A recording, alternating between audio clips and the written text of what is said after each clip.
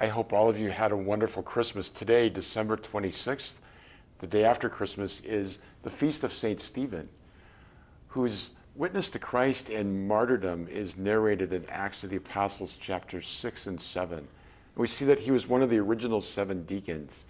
And before the Sanhedrin, he gives this joyful witness to Christ as Savior, as Lord, as the Redeemer of the world, as the one who has transformed his own life. In response, he's accused of blasphemy and stoned to death, taken outside the city and killed. So he becomes the first martyr for the faith. It's nobody other than Saul, who later becomes St. Paul, who is complicit in the killing. And we see there that this original antipathy between these two figures is resolved in Saul's conversion. That now we honor both of them as saints. They're both in heaven. They're both fully reconciled and in union with Christ and with each other. But we see in Stephen the fact that Christ's entry into the world provokes oftentimes a response of violence and even persecution.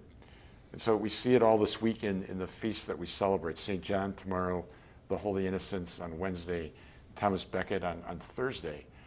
And we see that we as Christians are called to love, to witness to mercy, to proclaim the truth, but also to be willing to suffer even as Jesus did onto the cross. So as we continue to celebrate the wonder of this octave of Christmas, today we honor St. Stephen as that first martyr, that first witness, one whose life was completely transformed because Christ entered into his spirit and loved him even unto death. And in return, Stephen gave his life for his Lord and Master. A blessed feast of St. Stephen today.